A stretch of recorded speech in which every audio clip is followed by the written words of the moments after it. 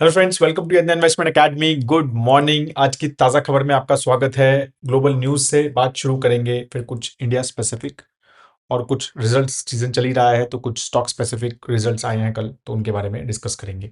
Video को last तक जरूर देखिएगा। आज भी एक इंटरेस्टिंग नॉलेज सेक्शन है जिसके बारे में हम लास्ट में बात करने वाले हैं। स्टार्ट करते हैं ग्लोबल न्यूज़ से। तो कल यूएस फेड का रेट कट, मतलब रेट डिसीजन आया, नॉट रेट कट एक्चुअली।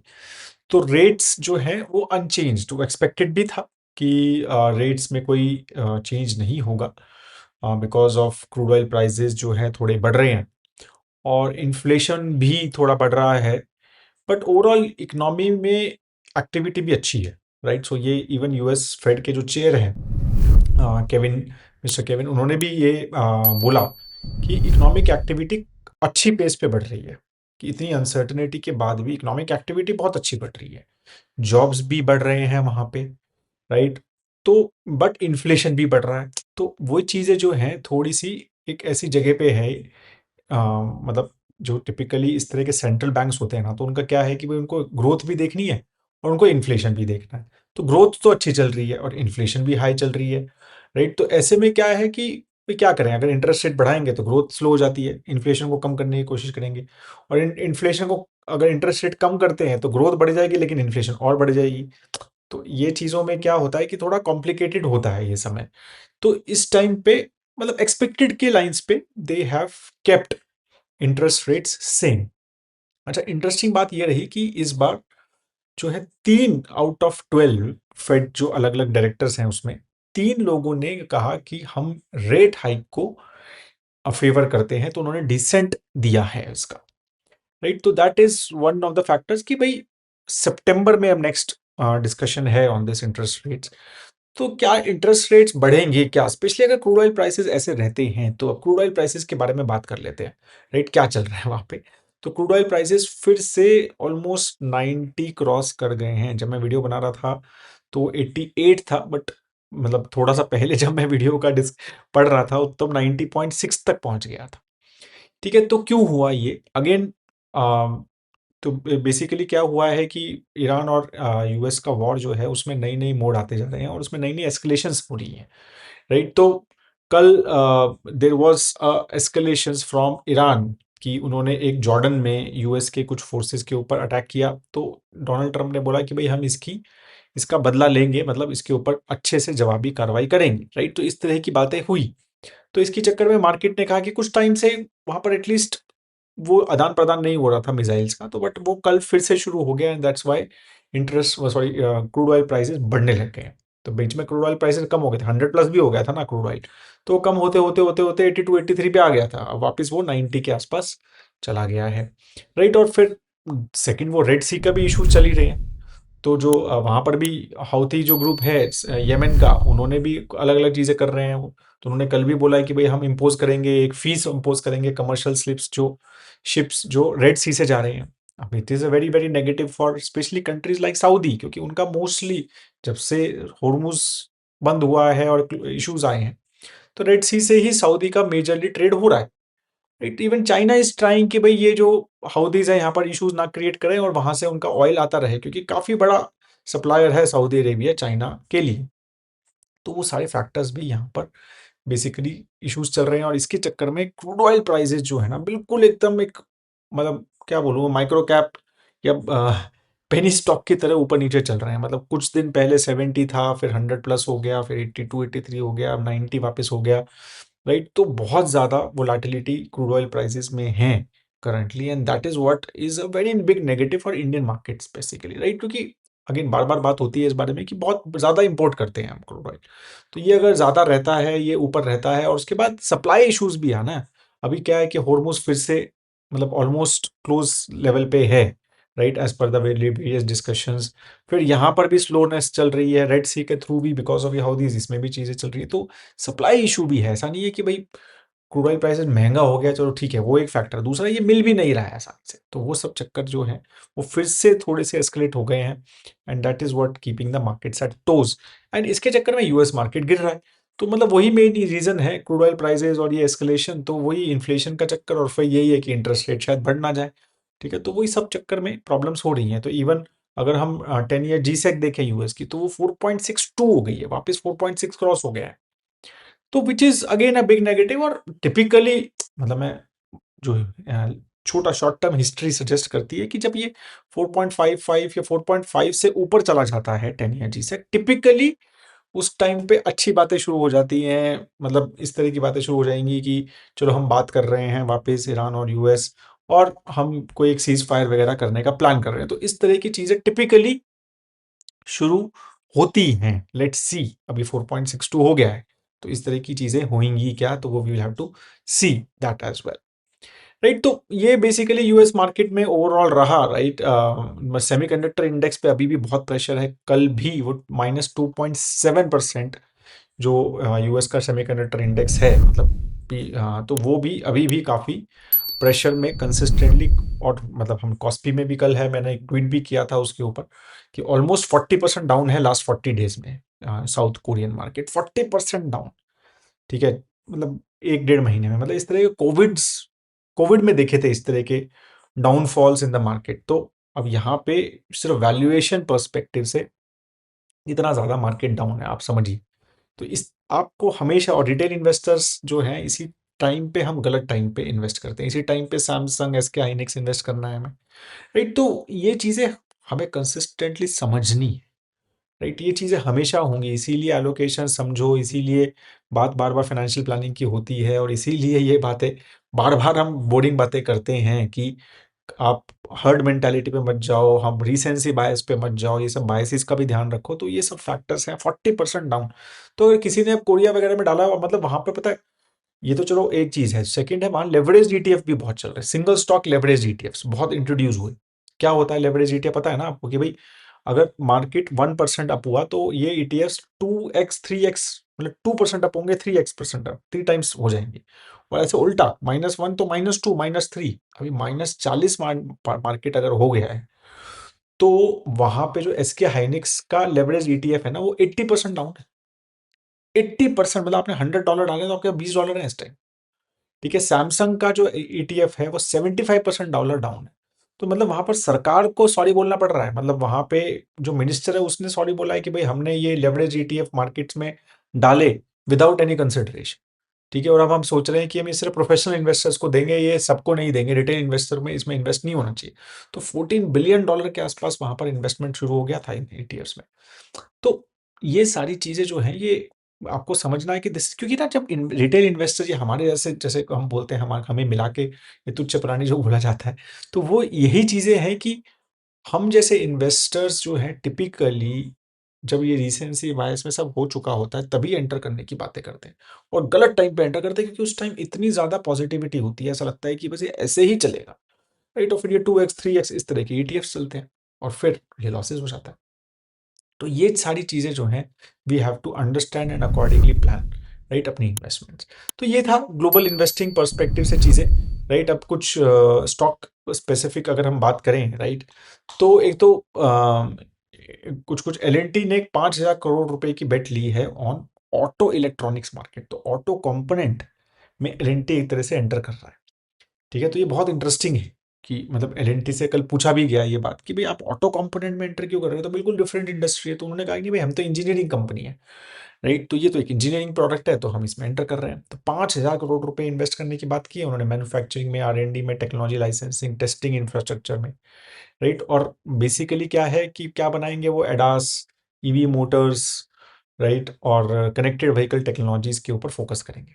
तो देख, लेट्स सी, अब एलएनटी जब घुसता है तो एक सीरियस मैटर से ही घुसता है, और काफी बड़ी कंपनी है, राइट, और has done very well also, valuation भी बहुत अच्छे चल रहे हैं। तो let's see how this new venture for them goes. बाकी मनीपाल हेल्थ का आईपीओ चल रहा है, कल तो 15% ही ऑफर में आया। ऑलमोस्ट 9,275 करोड़ का आईपीओ है, राइट, और रिटेल इन्वेस्टर्स को 25% का कोटा है। इंटरेस्टिंग है, मतलब again overall health care industry has done well, तो काफी इंटरेस्टिंग रहेगा कि हाउ दिस आईपीओ बेसिकली गोस। पतंजलि आयुर्वेद और डीएस ग्रुप ने मैग्मा जनरल इंश्योरेंस का एक्विजिशन किया था, तो फाइनली वो अब आईआरडीए का अप्रूवल उनको मिल गया है। ठीक है, तो अब बेसिकली ये दोनों कंपनीज जो हैं, अब वो उनके पास जनरल इंश्योरेंस लाइसेंस हो जाएगा विद मैग्मा, राइट। तो मैग्मा अब 73, इसमें मैग्मा में अब 73.56% स्टेक जो है वो पतंजलि का रहेगा, और डीएस ग्रुप, राइट, उसका जो है अराउंड 24.5% स्टेक रहेगा। राइट। तो करंटली मैग्मा जनरल इंश्योरेंस जो कंपनी है वो मतलब उनका gross return premium around 3600 crore का है। राइट। और मतलब वो सब में है, मोटर में, हेल्थ में, प्रॉपर्टी इंश्योरेंस, सब इंश्योरेंसेस में वो काम करते हैं। तो इंश्योरेंस की बात हो रही है, हेल्थ इंश्योरेंस की बात हो रही है, तो स्टार हेल्थ का कल रिजल्ट आया, सिंस पोर्टफोलियो का पार्ट है, तो आई थॉट छोटी कंपनी है बट है पोर्टफोलियो का पार्ट, और अच्छा भी कर रहा है कुछ टाइम से, कंसिस्टेंटली नहीं बट कुछ टाइम से। तो कल का भी रिजल्ट अच्छा आया, नॉट प्रॉफिट जो है ऑलमोस्ट 25% अप है। राइट। और कंबाइंड रेशियो इंप्रूव हो रहा है, तो that is a very positive thing. Combined ratio 100 plus जो आ गया था बीच में, और लास्ट जो है लास्ट ईयर जो है वो 98.7 हुआ था, अब 97 हो गया है।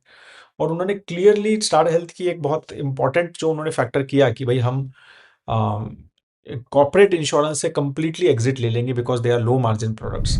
राइट। और पूरा रिटेल पे फोकस करेंगे। तो वो जो कॉल उन्होंने ली थी वो बीच में थोड़ी सी फैक्टर रही थी, क्वांटिटी वाली कॉल रही थी कि भाई उसकी वजह से क्वांटिटी स्लो दिख रही थी, बट क्वालिटी पे फोकस करके उन्होंने ये किया, और नंबर्स अब जो है उनके अच्छे दिख रहे हैं।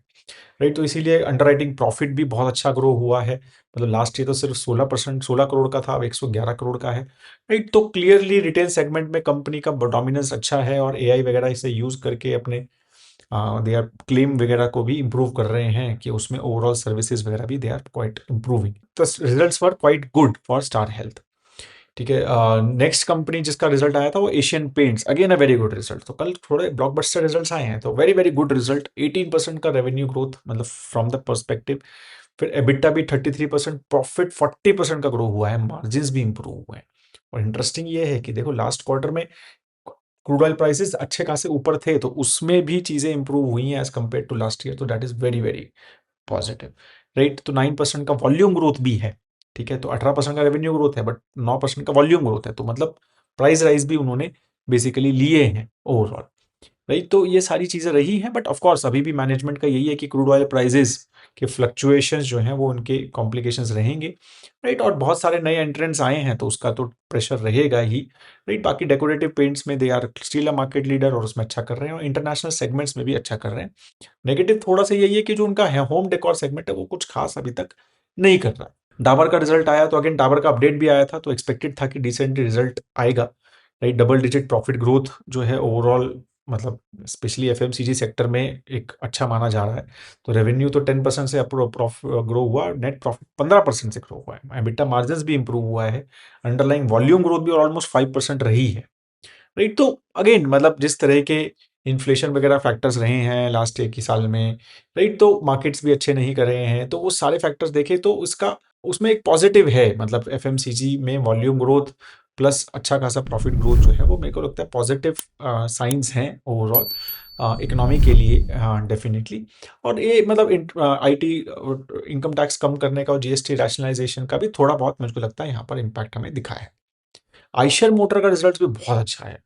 ठीक है। तो जबरदस्त क्वार्टर रहा, 31% revenue growth year on year, 21% net profit growth, margin भी इंप्रूव हुए हैं।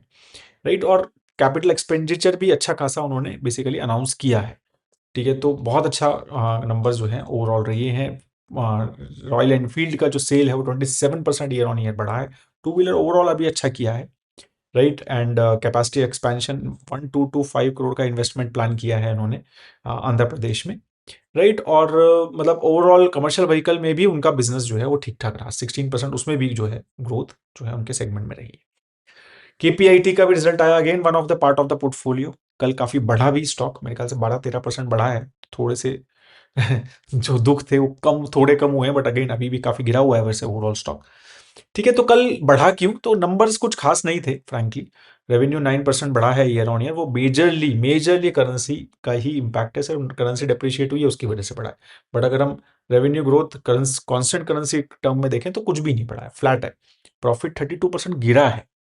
राइट। मार्जिन भी गिरे हैं। राइट। डील्स बढ़ी हैं, $257 मिलियन की नई डील साइन हुई है क्वार्टर में, बट अगेन वो भी क्यू ऑन क्यू परस्पेक्टिव से कम थी, 349 मिलियन की थी साल लास्ट ईयर लास्ट।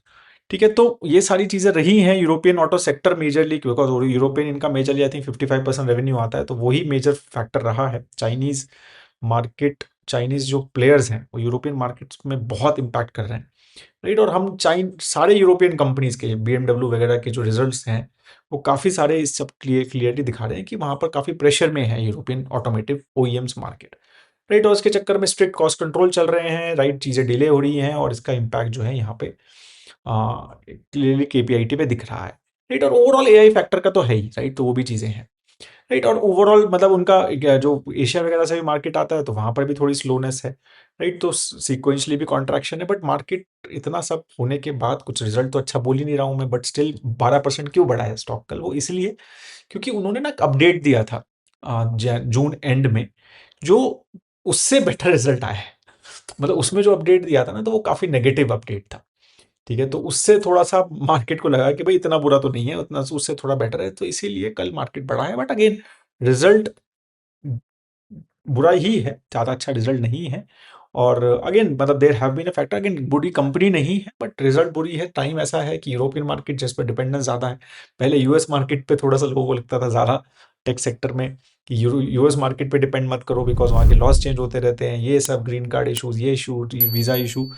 तो डाइवर्सिफ़ाई करो, जो कंपनी डाइवर्सिफ़ाई की है उनको दूसरी जगह पे इश्यूज़ आ जाते हैं। तो ये सब है फैक्टर जो अभी प्ले आउट हो रहे हैं। बाकी अदानी पोर्ट का भी रिजल्ट आया, तो again a very very good result, right? बहुत अच्छा रिजल्ट आया, 18% का रेवेन्यू ग्रोथ है, मार्जिन्स भी इंप्रूव हुए हैं, नेट प्रॉफिट भी 9% से बढ़ा है।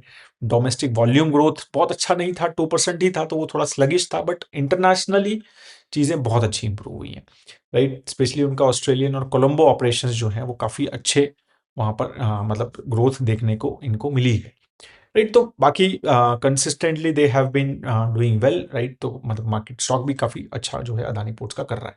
फिर अदानी एंटरप्राइज का भी रिजल्ट आया, वो बहुत ज़बरदस्त रिजल्ट आया, 49% का रेवेन्यू ग्रोथ, ठीक है? और जो है एबिटा भी 49% बढ़ा है। मतलब देखने को पैट जो नेगेटिव आया, मतलब लॉस आया, but that is because of one time hit, जो उनको वो पैसे देने थे ना यूएस के, तो वो उन्होंने पैसे दे दिए हैं और उसका इम्पैक्ट जो है वहां पर दिख रहा है, राइट? तो इसके चक्कर में क्या है कि वो वन टाइम वहां पर लॉस दिखा 2600 करोड़ का, बट ओवरऑल काफ़ी अच्छा जो है नंबर्स रहे हैं। एयरपोर्ट बिजनेस जो है अदानी एयरपोर्ट्स, ठीक है? तो अदानी पोर्ट्स जो है वो सी पोर्ट बिजनेस है, अदानी एयरपोर्ट जो है वो अदानी एंटरप्राइज में आता है, ठीक है? तो वो काफ़ी अच्छा बढ़ा है, ऑलमोस्ट 49% का ईयर ऑन ईयर ग्रोथ हुआ है उसमें बेटा, राइट? कॉपर्स जो बिजनेस है उनका मतलब एंटरप्राइज में काफ़ी सारे छोटे छोटे बिजनेसेस हैं, तो उसमें भी काफ़ी अच्छी ग्रोथ आई है। New energy data centre business भी उनका ये है अदानी कॉनेक्स करके, उसमें भी काफ़ी अच्छी ग्रोथ आई है, राइट? और ओवरऑल उनका जो कोर बिजनेस है मतलब कोल वाला, तो वो भी जो है काफ़ी अच्छा ग्रो किया है। तो मतलब सब चीज़ें सारे बिजनेसेस जो हैं it was really very good. और कैपिटल रेज भी किया उन्होंने 15,000 करोड़ रुपए का, क्यूआईपी भी किया था जुलाई 2026 में, ठीक है? जो में काफ़ी अच्छा सब्सक्रिप्शन भी हुआ था। तो ओवरऑल अदानी एंटरप्राइज का भी रिजल्ट बहुत अच्छा है, right? So this has been the results. तो ओवरऑल रिजल्ट्स काफ़ी अच्छे थे, पॉजिटिव था कल। एंड तो इसकी वजह से जो जो रिजल्ट्स मार्केट टाइमिंग पे आ गए थे जैसे केपीआईटी वगैरह के, तो उसका मार्केट ने इम्प्रूव भी अच्छा भी उसका फैक्टर दे दिया था। बाकी जो है आज हमें पता चल जाएगा कि कैसे हाँ, मार्केट उसको कैसा रिएक्ट करता है रिजल्ट्स पे। तो these are the major results and this was the major news from my side. अब हम आज का नॉलेज सेक्शन डिस्कस कर लेते हैं। तो ये ट्विटर पे मैंने देखा था, मोनिका मैम जो वन ऑफ द जर्नलिस्ट हैं, फाइनेंशियल जर्नलिस्ट, उन्होंने शेयर किया था। तो जस्ट एसआईपी कंट्रीब्यूशन का डेटा है, right? Monthly data from last 10 years, and you can just see कि बहुत बार मतलब जिस तरह के फॉरेन इंस्टीट्यूशन इन्वेस्टर्स के आउटफ्लो रहे हैं इंडिया में, स्पेशली लास्ट 2 ईयर्स में, ठीक है? तो मतलब ये, और फिर भी मार्केट्स इंडिया की बहुत ज़्यादा नहीं गिरी है। मतलब लास्ट अगर हम 20 मंथ्स में मार्केट तो फ्लैट ही है, मतलब गिरी 5 कितना, मैं कल देख रहा था तो मेरे ख्याल से कुछ -4 -5% मार्केट है ऑल टाइम हाइज से। मतलब जून, अगर हम अक्टूबर सितंबर 2024 से देखें, अगर हम निफ्टी 50 वगैरह की बात करें, तो मार्केट बहुत नहीं गिरी है। मतलब टाइम करेक्शन रही है ऑफ कोर्स, मार्केट तो गिरी रही है टाइम करेक्शन की वजह से, लेकिन वैसे नहीं गिरी है प्राइस करेक्शन की। इवन इतना जबरदस्त आउटफ्लो, इतनी ज्यादा सेलिंग होने के बाद भी क्यों? वो ये रीजन है, ये टेबल है उसका। और आप जस्ट इमेजिन करो कि अप्रैल 2016 में, राइट, अगर आप देखोगे तो 3,100 करोड़ रुपीस की एसआईपी थी बस, 3,100 करोड़ की एसआईपी अप्रैल 2026 में, एग्जैक्ट 10 ईयर्स के बाद। 10 टाइम्स, 10 गुना, 10 ईयर्स में 10 टाइम्स एसआईपी बढ़ी है। And you can just see the chart, right? 3100, 4200, right? सीधा 25% ग्रोथ, फिर 6600, ठीक है? तो मतलब अच्छा खासा राइट, ऑलमोस्ट 50% ग्रोथ मान के चल सकते हैं। फिर 8200, फिर 8300, ठीक है, यहाँ नहीं ग्रोथ हुआ, मार्केट कोविड वगैरह का चक्कर, राइट? फिर यहाँ पर भी ज़्यादा ग्रोथ नहीं हुआ, फिर अच्छा ग्रो हुआ, फिर अच्छा ग्रो हुआ, फिर देखो 13,000 से 20,000 करोड़, राइट, की एसआईपी बढ़ी है। और फिर उसके बाद फिर बढ़ा है और अभी भी बढ़ रहा है कंसिस्टेंटली, ठीक है? So consistently retail investors are investing in equity markets and that is keeping market afloat. बहुत सारे लोग बोलते रहते हैं कि अरे यार, ये फॉरेन इंस्टीट्यूशन इन्वेस्टर को हम एग्जिट दे रहे हैं। अरे तो एग्जिट मिलेगा तभी तो उनको कॉन्फिडेंस आएगा मार्केट में, तभी तो वापस आएंगे। भाई मार्केट में पैसा फंसा हुआ है किसी मार्केट में, किसी आदमी को लगता है मैं इन्वेस्ट करूंगा तो मेरे को एग्जिट ही नहीं मिलेगा आसानी से, तो वो क्यों डालेगा वहां बहुत सीरियस पैसा? हम एज ए इन्वेस्टर सोचो ना, आप उसी जगह पे डालोगे ना जब आपको लग रहा है कि हाँ यार आसानी से मिल जाएगा, ठीक है, डिसेंट वैल्यू मिल जाएगी। तो exit is important for them to be confident about the market. और बड़ी मार्केट होगी तो एग्जिट अच्छे मिलेंगे ही ना, मार्केट छोटी ही रखनी है क्या? राइट? तो इसीलिए जो एसआईपी का जो फ्लो है और आपका जो इसका ट्रेंड देख रहे हैं, it is exceptional trend. And यही रीजंस रहे हैं कि एएमसी के स्टॉक्स और सीडीएसएल स्कैम्स, ये सबके स्टॉक्स कितने अच्छे बढ़े भी है ना लास्ट 10 ईयर्स में। तो वो सारी चीजें हमें, मतलब wealth management as a business या AMC management, money management as a business has also done very well. It because people have realised कि भाई यहाँ पर इक्विटी मार्केट में पैसा बनता है इंडिया में, राइट? और आगे चीजें जो हैं काफी एक्सपेक्टेड है कि हम अच्छा करेंगे। And hopefully this will keep on growing and this will keep on, जैसे जैसे अब देखो इतना अच्छा अपना डोमेस्टिक इंस्टीट्यूशनल फ्लो है, मतलब रिटेल इन्वेस्टर डाल रहे हैं, बट थोड़ा सा पॉजिटिव सेंटीमेंट हो जाए। देखो एआई थोड़ी सी स्लो तो हो रही है अभी, सेमीकंडक्टर स्टोरी वगैरह थोड़ी स्लो होती हुई नजर आ रही है, इसलिए 1-2 दिन से थोड़े से फॉरेन इंस्टीट्यूशन इन्वेस्टर्स के पैसे भी आ रहे हैं। होपफुली वो थोड़ा सा ट्रेड बदलेगा तो इंडिया में पैसा आएगा। सेकंड, क्रूड ऑयल प्राइसेस थोड़े से हमें थोड़ा सपोर्ट कर दें, ठीक है, तो I am sure things will be better. तो इसीलिए just be with the market, invest करते रहिए, एसआईपीज अपनी करते रहिए, 5 साल का अभी भी होराइजन के हिसाब से ही इन्वेस्ट कीजिए, वो मिनिमम है अगर आप इक्विटी में डाल रहे हैं। और I am sure returns will be phenomenal in those time frame. If you still have any questions guys, just please comment section में जरूर लिखिए, वीडियो को लाइक जरूर करना मत भूलिए, राइट? और हमारे model portfolios have performed exceptionally well in last few years, right? तो बहुत अच्छा परफॉर्मेंस है सभी मॉडल पोर्टफोलियोज का, तो please do check our model portfolio, some good discounts are also going on. अभी तक आपने नहीं देखे हैं तो इन्वेस्ट इन डॉट इन पर जरूर चेक कीजिए। आप अपने स्टॉक्स पोर्टफोलियो रेफरेंस की तरह भी यूज कर सकते हैं अगर आप स्टॉक में इन्वेस्ट करते हैं या म्यूचुअल फंड में इन्वेस्ट करते हैं, बहुत ज्यादा आपको काम आएंगे वो portfolios. Have a great time ahead दोस्तों, जय हिंद।